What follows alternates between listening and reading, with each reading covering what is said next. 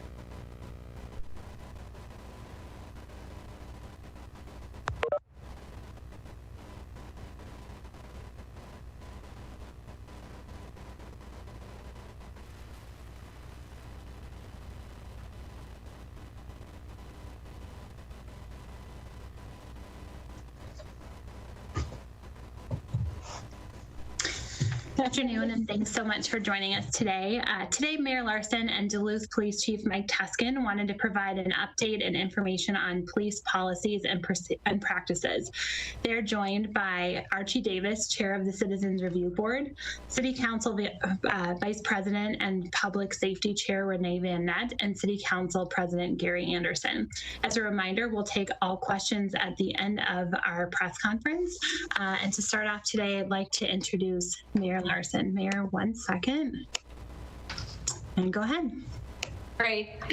Thank you, Kate. Hello, everybody. Thank you for being here today. Last week at our Wednesday press conference, I made a much longer statement about the murder of George Floyd and our community's response, and naming many of the injustices and systemic racism and challenges that our world is facing right now. As we begin today, I just want to rephrase a portion of what I shared last week. As we prepare for the journey of healing and justice that must unfold in the coming days and the foreseeable future, we know that words are not enough. We have work to do to address systemic racism and to ground in Duluth and to ground our community of Duluth with and for our African heritage community, that you deserve justice and safety. You deserve to feel heard and valued, embraced. You deserve to feel dignity and joy. Many of you have reached out to me, to city councilors, to our leadership team, to our police chief with questions about policing. And Chief Tusken and I agreed that it seemed to make sense to us to just simply have an opportunity to share information with you about who we are, what our department has been about, how we make decisions. And so that's what today is about. It's not an opportunity to convince you of anything.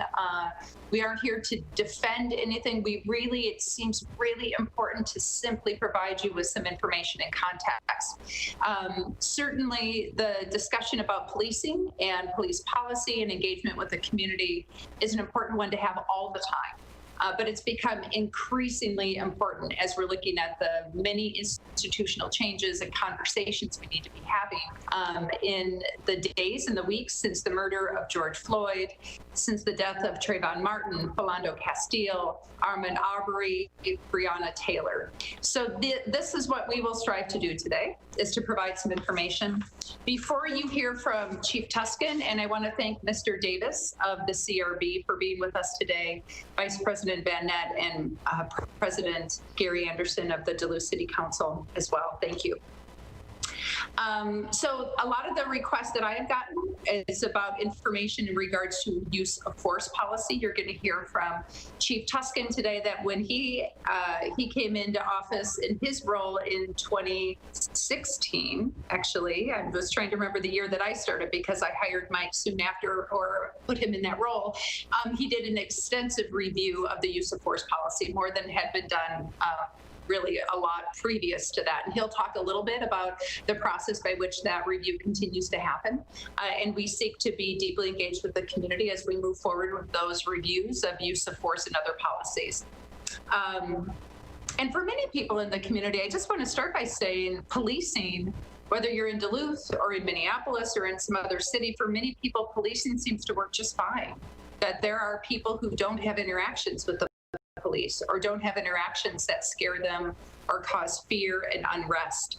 And that just is not the case for everybody. And it's really important to name that policing needs to feel fair and understood and just for everybody. And in Duluth, that includes our populations who identify as GLBTQAI Two-Spirit. It includes people who are Black and of African heritage. It includes people who are Asian Pacific and Latinx. It's really important that this system of justice and safety be safe and just for all of us. And so it's with that value that we come into this conversation today. Some of the things that have helped us stand out from other police departments, I mean, I have to tell you, when I found out, like many of you, that it was just on Friday that Minneapolis banned the use of chokeholds in their police department. It's like looking at a completely different profession altogether. As Chief Tusken will say today, in his 28 years of policing with the Duluth Police Department, we have not trained on that technique. So it's shocking. And of course, many of you who have experienced police aggression in other communities or in other ways may not be shocked by that. But for many of us still learning about the impact of policing on people's lives, it is really surprising to hear that there are still some of those practices in place. Duluth was one of the first cities that instituted body cameras and made them mandatory for all officers, and they have to be turned on all officers. So I've gotten questions about that. How can we require body cameras be turned on? They have to be turned on. There is discipline if not. The Minneapolis Police Department, I've gotten a lot of questions about the union structure there. It's a flat union structure. There is no supervisory union within the Police Department of Minneapolis. We have a supervisory union, so there's a distinction there as well. I've gotten questions from people about what do you do if you have concerns about seeing an interaction here in Duluth with our police? Who do you call? Somebody specifically reached out and said, if I saw something that was uncomfortable, I would not feel comfortable reporting to the same department behavior that was unlawful or uncomfortable.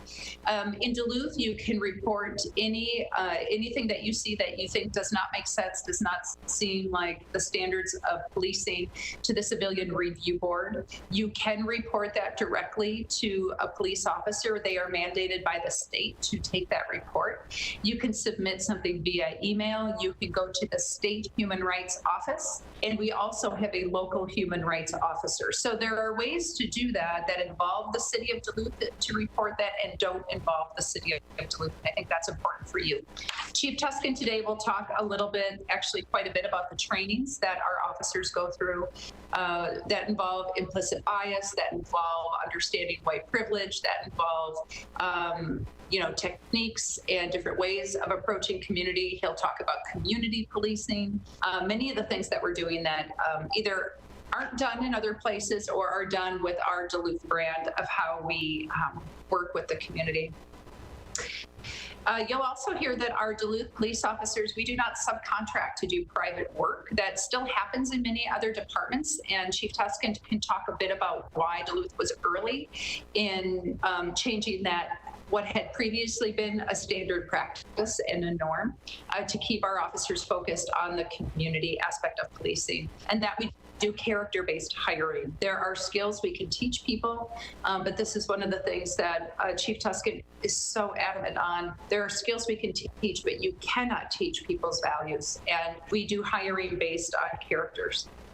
The last thing that I will say before I hand it over to Chief Tusken is that as we are talking about how to work with the community to write policies and to implement policies, I think it's really important to note that in the past 5 years, we have done 3 significant policies with community, grounded in the input of community. Those policies are interacting with people involving immigration and legal status, whether they are documented or undocumented. It has involved people experiencing homelessness and how do we engage with people in a way that's safe and respectful. And most recently, the protective gear discussion. So those are 3 very prominent community-based decisions that we have made with you in the community, because we know that our ability to keep you safe is in part because you trust us to do that. And so I just want to say that there are probably departments who have not gone down that road of engaging the community. I can't speak to whether that's true or how many departments there are. I just know that that's what we do here. So today our goal is to provide you with information. And with that, I think I'm done for now, Kate. I'd like to come back a little bit later, but I think it's time for us all to hear from Chief Tusken. Sounds good. Thank you, Mayor. Chief Tusken, I believe that you are unmuted. I am now. Thank you, Kate. Thank you, Mayor Larson. So yeah, as the mayor said, we are very proud of our organization, and we feel that we're trending in the right direction. Not just because we follow best practices, but I appreciate that the mayor talked about character-based hiring as a foundational piece of who we are. Again, we can train people to be a police officer to a greater or lesser extent, but we cannot train character, and that is the foundation of what we hire. I think to back up, I'd like to talk about the social contract theory that many times I think I've spoken to, and I think I can't speak enough. The authority of any police department comes from the people in the community, and to show that that's important here, we build policies and practices with our community. And that has proved to be very beneficial to this organization. I recall being in San Diego to receive an award for the work that was done in conjunction with Mending the Sacred Hoop in our response to sexual assault victims who represent oftentimes our Indigenous community. And I spoke at that time to a luncheon about the work that we were doing, and that we had opened up our organization, our doors. We had people come in from the outside, people who were advocates, and help rewrite our policies, looked at our practices, and we had a better product at the end. And after that luncheon was over, I had a number of chiefs come up to me from other organizations, and they asked this question. They said, let me get this straight. You have people who are not police officers who come to your organization, do an audit on your organization, and then give recommendations?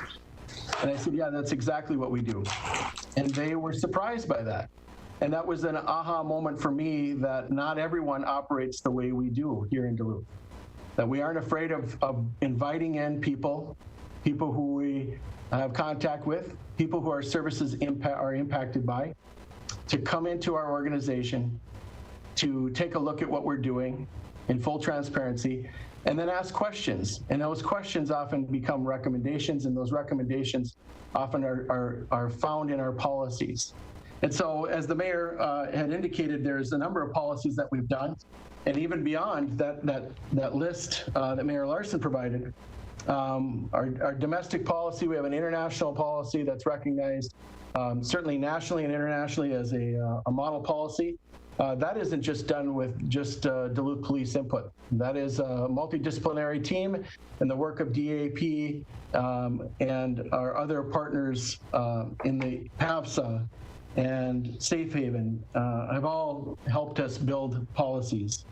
Our sexual assault policies have been built by a multidisciplinary team, and also by PAVSA. Additionally, we have had help looking at our body cameras policy. Homeless, are people experiencing homelessness? Our policies that are also and internal investigations that we also do. We did with work with the CRB, body cameras with the CRB, our immigration policy. And finally, our crowd control, which was also done with the CRB. CRB, our Citizen Review Board, is incredibly important to us. They are members of our community. They are leaders in our community. They ask great questions. They ask why do you do it this way? And ultimately, we build better policies as a result of having that relationship with our CRB. So in addition, I wanted to talk just a little bit about the mayor. We were fortunate on Friday did sign on to the Obama pledge. And it's quite simple. It is much in line with what I've just been speaking about. It is to review your use of force policies. In 2016, as police chief, one of the first endeavors that I took on was to look at our use of force policy and have it reflect the community that we are policing with. The most significant change in that policy was our preamble. Our preamble, I wanted it to indicate the sanctity of every life, the importance of what we do, not only when using use of force, but what did we do before we used use of force? Those are all go into the calculus of determining what force we use and how we use it. And really, the sanctity of every life is very important, and restraint, and it speaks to all of those values in our organization. Next, in the Obama's pledge is to engage communities, and it's something that we do naturally, and it's very easy for us to do that. But we want to have representatives of all members of our community, neighborhoods and people in our community, to give input, to talk about their concerns, talk about their fears, and talk about and critique us, to say these are things that you do as an organization that we don't like or appreciate, and have those real conversations. Of course, then the next recommendation is report findings, and reporting out is transparency. Transparency is one of our core values in our organization. So we report out the findings, and I think that the Citizen Review Board is a really excellent board for us to do policy development with. We're familiar with each other, we work with each other, and yet that familiarity does not preclude really testing and pushing and asking tough questions. And finally, it's to reform policy. And reforming policy is absolutely, if we're going to do all this work, then we look at where are places in our policy that we can be better or different. And so that's also certainly something that we're going to look at.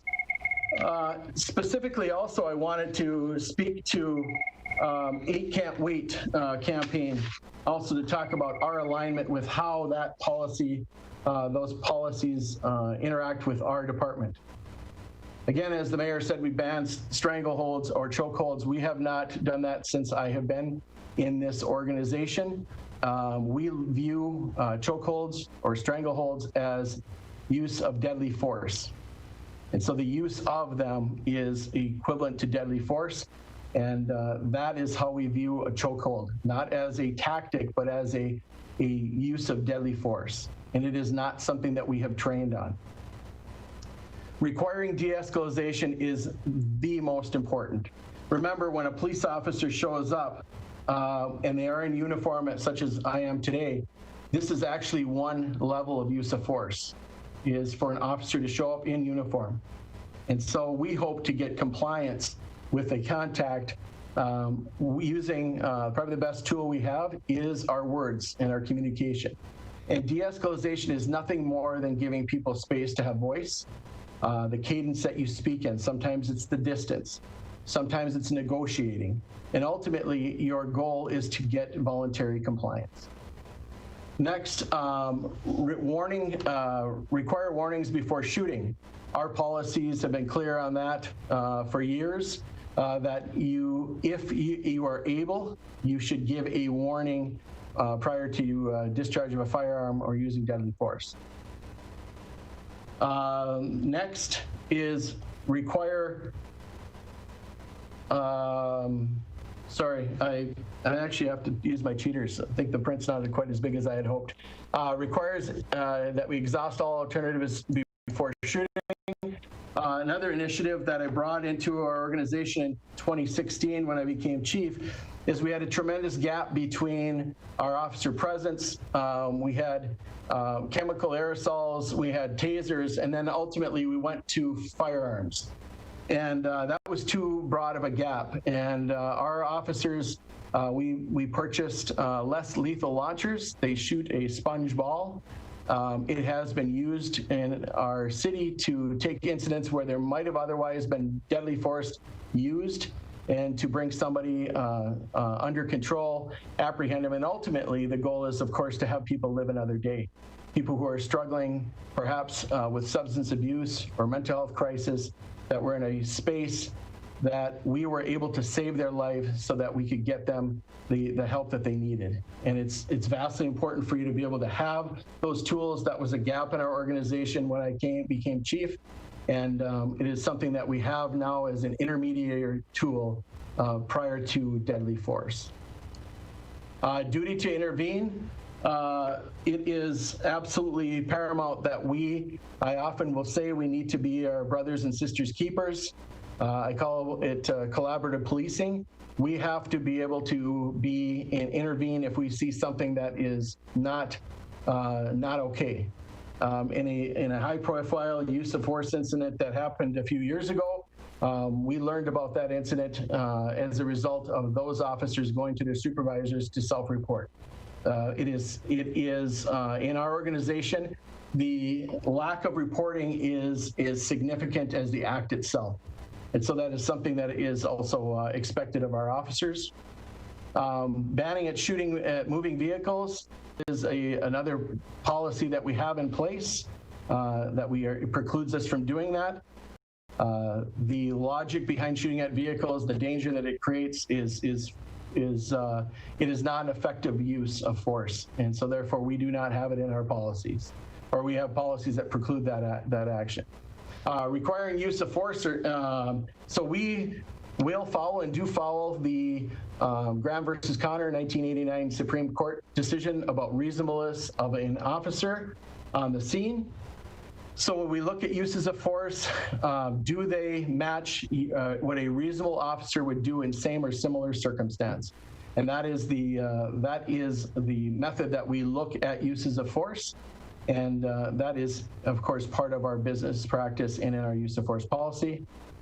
And then require comprehensive reporting. We do have software and the requirement that every use of force must be reported. It is reported into a database. With that database, we can look at officers who use more force or less force, what types of force, what is the most common types of force.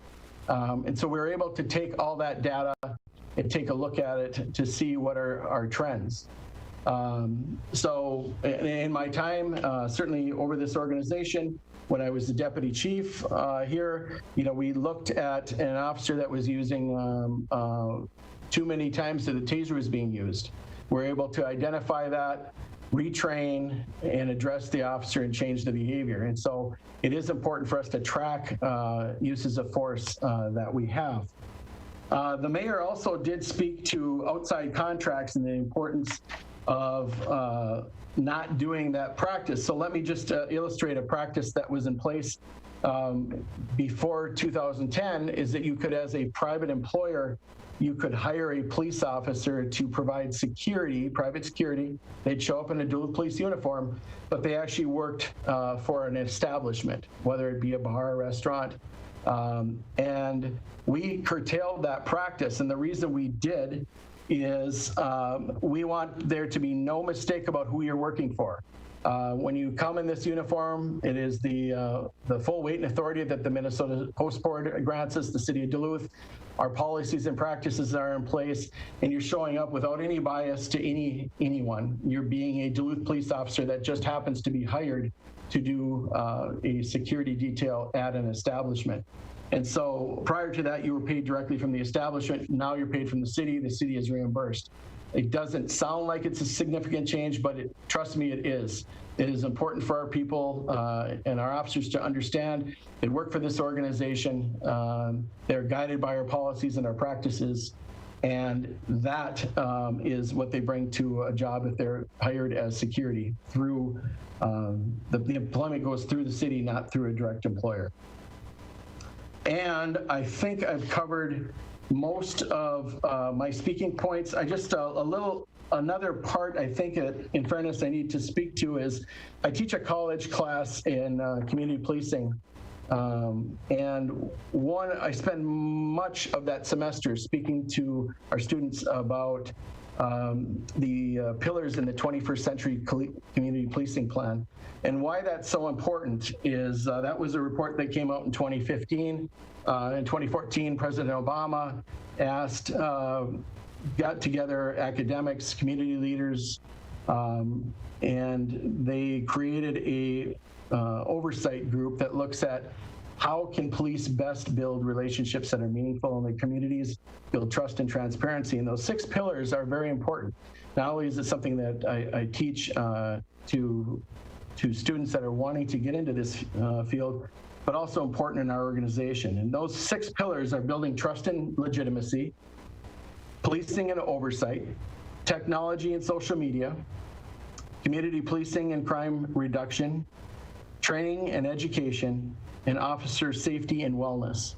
And believe me, there's an entire semester that I teach on it, and I know we don't have time today, but those are so critical for our success to be able to do those and do those well. Pillar 1 on trust and legitimacy is really adhering to that social contract. Also important that we do procedural justice and allow people to have fairness and voice in all of our contacts. Policy and oversight, we spoke a lot about today. Technology such as body cameras, social media about being transparent and talking about community policing and crime prevention, important to do community policing. We need to meet and greet people in their places and spaces, have meaningful relationships, meaningful dialogue, have people understand and know who we are, and also understand and know who they are. And that's a lot of work, and that's a tremendous amount of efforts that we put into in our organization. In 2018, we did almost 2,000 community engagements, innovative programs where we go to NYS and Spirit Valley Youth and the Gary Rec Center. We have a Hooked on Fishing program. We have do activities with children. We do outreach and community meetings and groups, always trying to do our best in community policing. Training and education, your department will only be as good as you train and how well you have people educated. And officer safety and wellness, probably what's most important in this pillar is the wellness component. In order for us to show up to help you in your worst day or moment of your life, we truly have to be healthy and well ourselves, both physically, psychologically, and we are doing an initiative that we were doing pre-COVID-19 was to mandate that our officers all go through a mental health check-in each year. And also with the College of St. Scholastica, we were doing work to do physical health screening. So really do a lot of work in a lot of different areas. I know I have talked fairly extensively, and I want to give others opportunity to be able to speak to concerns and issues that they might have. Thank you, With that, I'll turn it over to you, Kate. Thank you. Thank you. Mr. Davis, I have you next. And so let me just make sure that you are unmuted. Go ahead. Hello and welcome, everybody. And thanks, Mike. I know we've worked a lot of one-on-one on a lot of those topics you talked about as far as, I don't know what happened here that my screen isn't up, but that's okay. To really talk about some of our practices in the community and working together as a chair of Citizen Review Board. And I do ask those difficult questions because I know a lot of people aren't going to challenge the calls or the questions that are absolutely needed to be asked and how we can protect our community. Even though I've come to realize some of my challenges here as a leader, I'm still intimidated by some of police action when I'm followed or approached at a very high speed, and then when they run my plates and then they back off. I feel is a little unfortunate, and I can understand and attest to what others are feeling in the community. And one of my goals right now today moving forward is to challenge more of the policies that aren't touched here. And, you know, congratulations to the 8 Can't Wait and the signing of the Obama Pledge. And what can we abolish to improve community safety as well as community policing? I know we, back in the day at Myers-Wilkins, when you were interim, talked about not just having single community officers, but your whole precinct becoming community officers.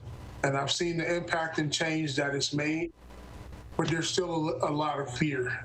And me as a leader talking about this, was willing to be open and share some of these situations in a private situation or setting, but as well bringing the community to really talk about what's working and what's not. So, I just want to be open and be considerate and respectful without saying too many things that would be hurtful. I see what's happening in the cities. I'm trying to do some stuff nationally. And, I'm a behind the scenes kind of guy. I don't need to be in everybody's face to prove wrongdoing or what's right. I also want to share with those that are listening that I really appreciate the de-escalation tactic that Duluth uses. And I feel in many places I've been, it's the most powerful that I've seen in de-escalation, where you're not using weapons, but you're verbal judo style, as I've known it to be. It is really good. And, we can minimize the petty crime stuff and focus more on bigger things. It's the less chances our communities of color will be able to get into college, be able to get better jobs without having these petty crimes weighing them down.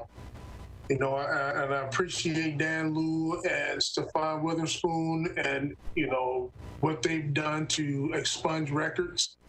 And I think that's going to continue to be huge as we move forward here in the city. And my goal also is to, whatever we do here in the city of Duluth now, becomes a national model for the rest of the world. And I think we have the power and the knowledge to do that. So I just appreciate everyone on, and I thank you, Mike and Emily, for your work and moving forward and not just sitting on the sidelines, just watching this all unfold. Thank you, Archie. Next up, we have City Councilor Renee Van Nett. Renee, I just want to make sure that I've unmuted you, which I will find you. Sorry, 1 second. Hang on, sorry. There you are. Go ahead. Are we? Okay, great. Thank you.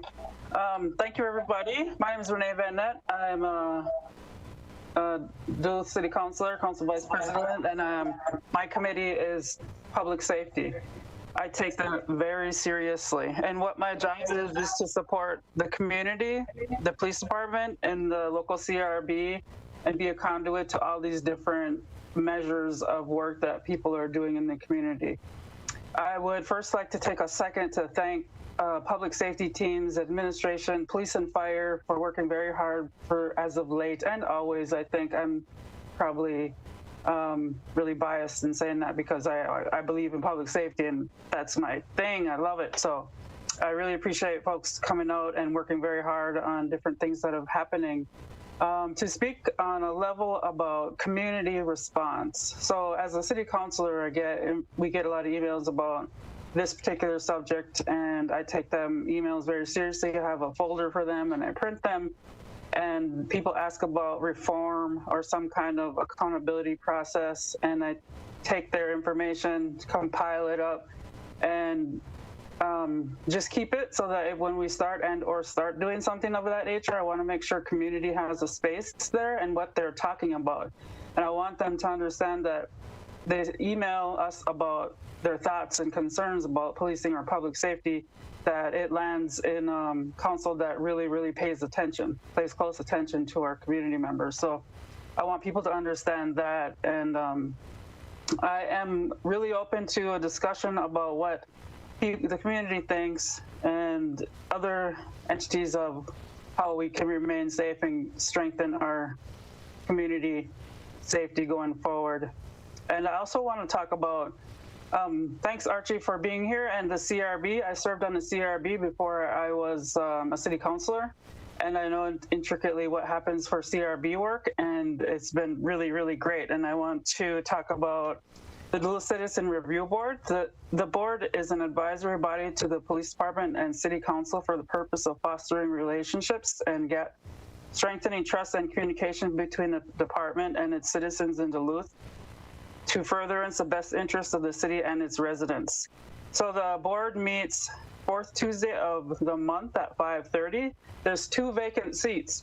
Folks, please sign up, get active if you really want to make some change in there. get connected to our boards and connected to us. That's a direct relationship of how things and policy changes. And I know exactly how that works. I've done it with the body cams and had really hard conversations, and we need to do that. We have to do that. So in saying that much, I wanted to just finally thank the citizens of Duluth for being a team player, for being the core strength of who we are as a city.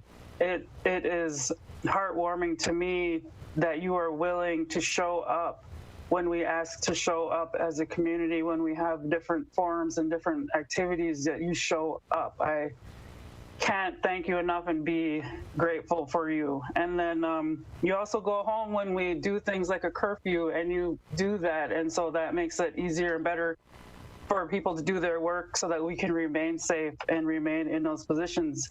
So I just can't have enough gratitude for the community members and for what we're all trying to work for, a better community. So with that, I wanted to just share that much and really give the props out to you, Duluth, for all that you are and will continue to be, because without you, this is absolutely, I would not be able to serve you. So very many thanks. Thanks so much, everybody.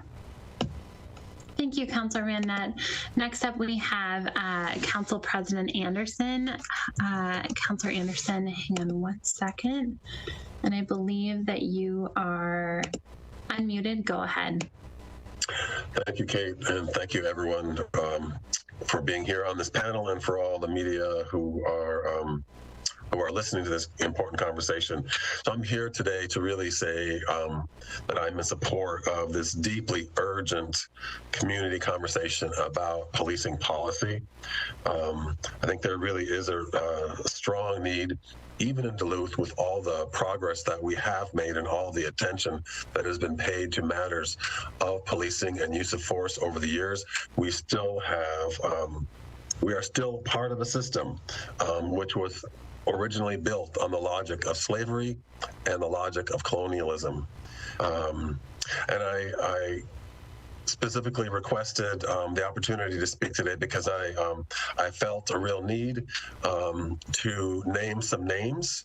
I appreciate the whole conversation here today, but I think it's important that every time we have this kind of a conversation to really ground us in the reality that some of us have privilege. I have privilege as a white man because I can do many things without thinking twice. I can go jogging, Ahmaud Arbery. I can sleep, Breonna Taylor. I can play cops and robbers, Tamir Rice. I can go to church, Charleston 9. I can walk home with Skittles wearing a hoodie, Trayvon Martin. And I can carry a weapon, legally carry a weapon, Philando Castillo.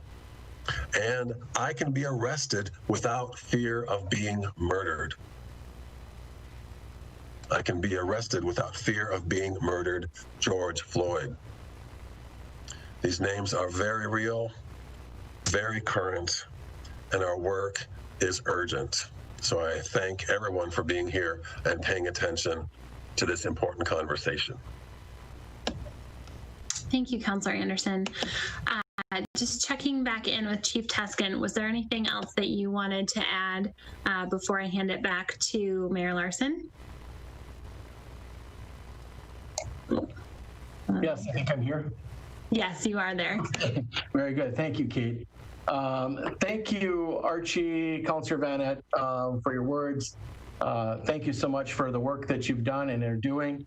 There's a couple things that were mentioned that I think I want to make sure we kind of speak a little bit more about. Warrant workout that Archie was referring to, the importance of having, the public defender, Dan Liu, certainly has created this program where people who have minor warrants can come and have a day where there's amnesty. You can just get your warrant worked out so you don't face arrest.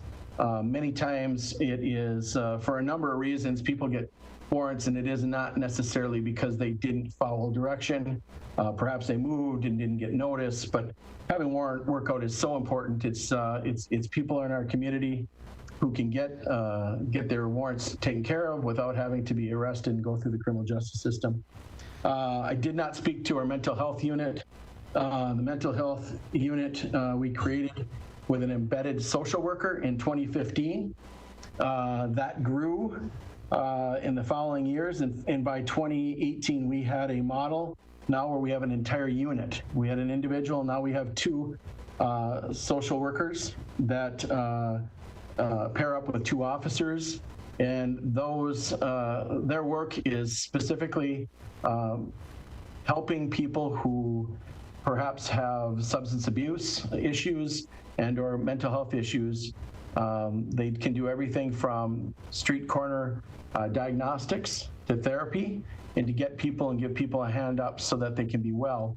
That work is very important. That work shows to our very core of who we are, that we care for all the people in our community, and has had some remarkable results. Remarkable results like in one particular case, an individual who had regular police contact and who now has his own apartment and is employed. And so we find that it's a very, very important work that we're doing, and it is really making a difference every day. And finally, I just think one of the items I speak about a lot here at the police department also is that we view our work as being in a monopoly. We have to be at our best at all times. We and you who call the police don't have the opportunity to shop to a separate police department if you don't like the services we provide. And so it is not lost on us the importance of our work, that we show up and we're at our best every day, and that we're there to serve you. And that mission of the Duluth Police Department to provide a safe Duluth for all by strengthening relationships and serving in a respectful, caring, and selfless manner. It is so important about how we show up and who we are, and to serve you every single day. So with that, I will turn it back over, I think, to Kate. Thanks, Chief. And before we take questions, I know that Mayor Larson wanted to add one more thing. Mayor? Thank you, Kate. And I am looking at the time, so I know we've talked a lot, and I thank everyone for participating today. Mr. Davis, Councillor Van Nett, President Anderson, thank you. My hope for today truly is that our residents can get a sense of information. This is not the end of any kind of discussion. It's a sense of where we're starting from as we begin the next phase of discussion, which is how do we show up for this community in a way that all people feel safe and secure? What are the deliberative, intentional changes and shifts we need to make in how we approach community? What does it look like if we were to really show up in a way that you felt heard and valued and listened to? So the challenges, and I hope even just in the kind of the broad scope of what you've heard today shows and demonstrates the kind of discussion we want to show up for, which is the honesty of Mr. Davis and the challenge he provides to us, which is really important along with the CRB, the partnership of Councillor Van Nett and a public safety chair, the honesty and courage of President Anderson in continuing to publicly name privilege and what it's about. So I just think that's enough talking for now, Kate. We have more engagement, more listening to do than anything. So thank you. Thank you, Mayor. And this time I'd like to open it up for any questions from the media. I'll give you a second to get hands up or send me a message if you have something you'd like to ask. Katie, go ahead. Yeah, hi everyone, thank you. I'm not sure, I guess, who it's best to direct this question toward, but in the wake of the death of George Floyd, I know we've seen movements and campaigns across the country with certain groups calling for the defunding of police departments. Similarly, I know the city has talked about budget challenges in the coming year as deal with the effects of the coronavirus pandemic. I know these two are kind of separate things, but I imagine they are both involved in conversations when you discuss the the budget of policing in Duluth in the coming year. So I'm just wondering if you've had any discussions of, I guess, the use of city resources towards police specifically as we kind of handle and reckon with both of these events. Thank you for your question, Katie. Mayor Larson, is that something that you would be willing to take? Thank you. Yeah, I'm happy to. Thank you, Kate. And thank you, Katie, for the question. What's interesting is as these discussions are emerging, I think my hope is that there will be greater clarity to what it means to defund police. And I think that's going to look different in every community and what it is that people are seeking for that. I have been very transparent in the financial challenges we're having as an organization right now as a result of COVID. And you're right, while these are totally separate issues, we know and I know that the intertwining is there, and you can't uncouple challenges, especially when they coexist at the same time. I will say that we started setting the budget a few months ago, actually, but we'll continue to start setting it for the rest of the year. We'll have these discussions as a council, as a mayor, with my directors, with CAO Shuckman. What I will say is that I have presented budgets in the past that have cut budgets across the entire organization, including public safety, and that different pressures didn't make those cuts, didn't sustain those cuts. And so this is actually a really good time to have the discussion about how do we want to show up with our public safety, and really what does that mean in the community. So I hope that's kind of an answer. I've been tracking all of that really closely as well, and still waiting to really see and hear what that means, because I think a lot of people are coming to that conversation of defunding and changing a paradigm of policing without a lot of clarity yet, because there's so much going on with that. And so again, community conversations, a sense of values, who we are, who we're not, and then a reality check of what the budget is and where do we want to make those investments. Because I think we can all also agree that when we continue to cut budgets to libraries or parks or other things, those are also social supports that keep people feeling connected, seen, and heard. And so you also can't uncouple the impact that budget cuts have in other departments to the public health and safety that people may be experiencing today. So there's a lot in that budget. And I know that I can only speak for myself, but in saying that, to me, a budget is a moral document, and it will demonstrate your values straight up every time. I can look at your budget and tell you what you value. And so I take budgeting really seriously as the reflection of an organizational value. Thank you, Mayor Larson. Katie, I hope that answered your question. Renee, I know that you have a question. Go ahead.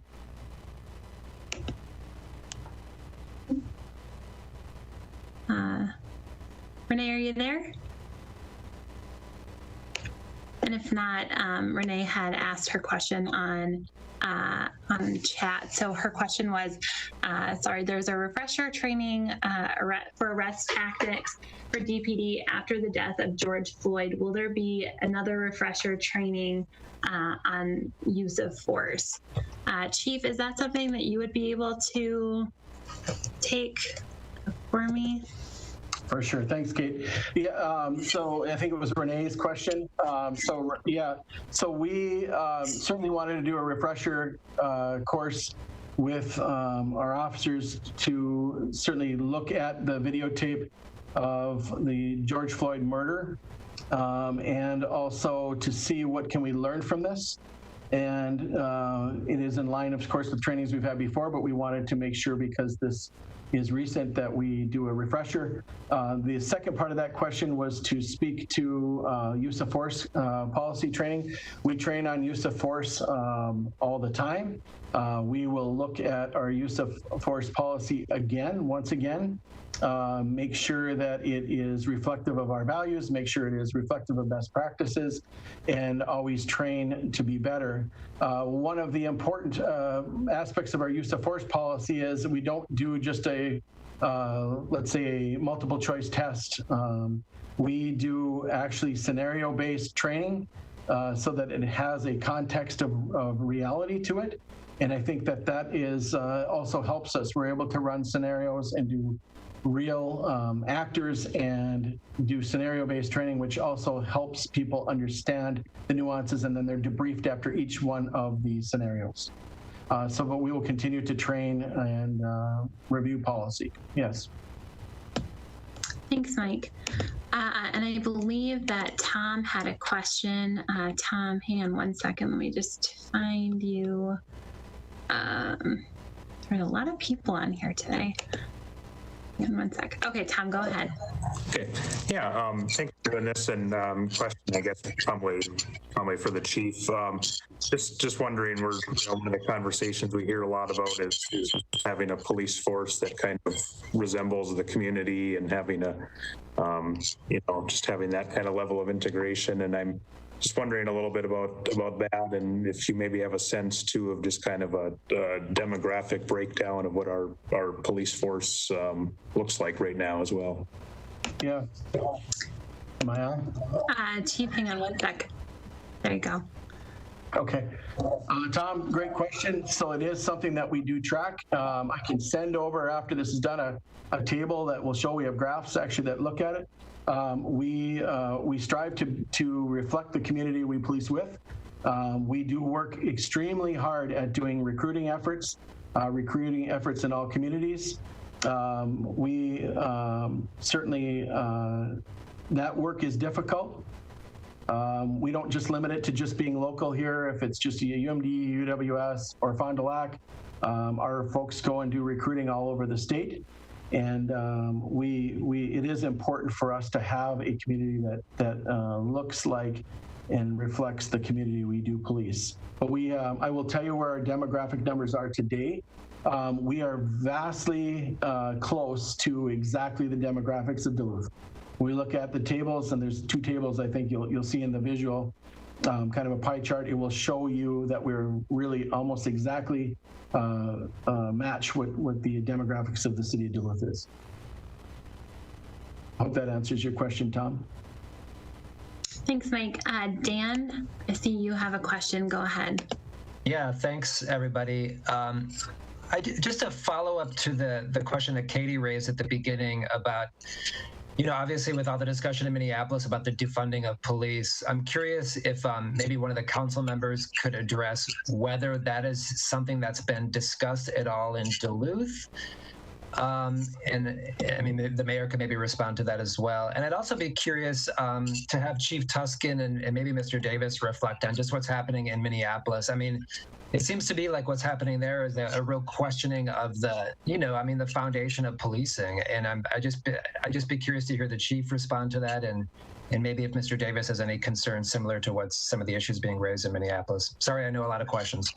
That's okay. I just was trying to track. So how about I go to Councilor Anderson first, if that's okay with you, Councilor Anderson, to ask the first question, and then I will go to Mr. Davis and back to Chief Tusken after Gary's done.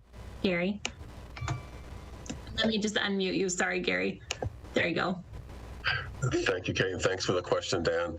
I think first, directly to the question, up to date, there has not been discussion at the council level of defunding the police. Certainly over the last week, myself and I believe many other councilors have heard or have been had community members reach out to us and ask us to start engaging in that conversation. And I think the indicators by all of the presence at this press conference today is that this community is the city government is deeply engaged in this conversation and ready and willing to go deeper. And I don't, as we look, as Chief Tusken said, we have a social work department, if you will, of, a sector of the police department. And we'll continue to look at ways to create a police department that reflects the health, wellness, and safety of our whole community. So we clearly have a lot of work to do, and we will be digging in. Thanks, Councilor Anderson. And then Dan, did you want to repeat your other question, and I can have Archie respond to that? Sure. I mean, I'm just curious with, obviously so many concerns coming from the community in Minneapolis. I'd just be curious for Mr. Davis's reflections of that and the call for defunding and whether there are, similar concerns being raised by folks here in Duluth. Okay, thank you. Archie, you're unmuted. Go ahead. So listening to what's happening in Minneapolis, I don't foresee that here in Duluth.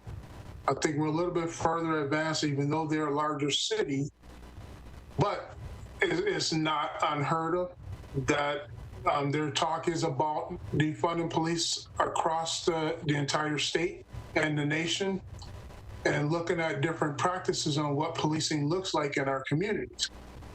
Me as a person of color, at many times need police, but sometimes I fear that when they show up to calls, it's more about who made the call and what they're trying to do to arrest people than what they're actually called for.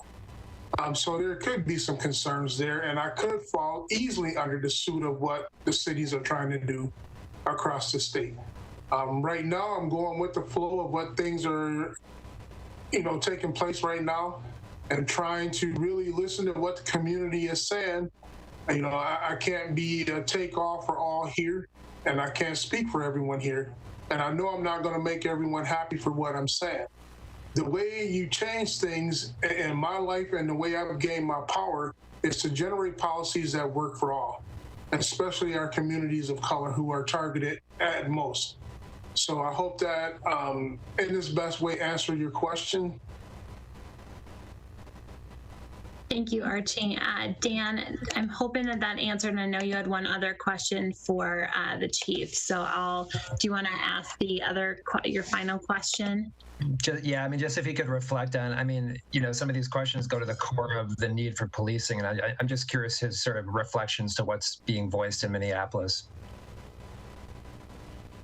And sorry, Chief, I will unmute you. Go ahead.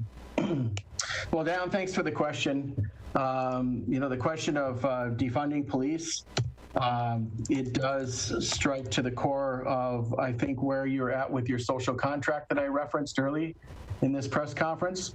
I think we are seeing a constituency in Minneapolis who has rejected the police and their authority and how they are interacting with their community. And I think that what naturally happens when you reject that authority or you violate that social contract, it can look like certainly people and constituency rising up and asking for the funds to be removed or reduced as a way of having influence over that organization when other means and measures haven't worked. It is difficult. This has been incredibly difficult. George Floyd's murder was tragic, and we all watched it. We know that we hope that we condemn the behavior of the individuals and not necessarily the entire profession. I know Minneapolis police officers have people who are great people who do serve their community well. And I'd like to think that's certainly not indicative of the entire organization, but they certainly have had struggles. They have had tremendous struggles with same and similar conduct by their officers. So I think, really for me, the social contract is so important, is that authority to do our work every day is not one that we get because we carry a badge or a gun or we have a post license or we work for a municipality or the state. That truly comes from our community giving us the authority on their behalf to serve them. And that is an honor and a privilege, and it is one that every officer who wears a badge proudly and honorably looks forward to helping the next person at the next call. And if you're in this business and you can't do that, or you're selfish, or it's about you, I think you cannot do this job justice. You can't do this job well, and you shouldn't be in this job. And that's really a lot of what I preach and teach to students is this has to be when you're showing up at someone's worst day or hour or moment of their lives, you have to be there to make things better, not worse. And it requires that you be selfless and put aside your ego sometimes, put aside maybe your personal problems, and be totally engaged in what can we do to help people. And that's what creates successful police officers. And yeah, that's kind of my response, Dan, but thank you for that question. Thank you, Chief. I just, again, want to be respectful of time, and so I'll do a last call for questions.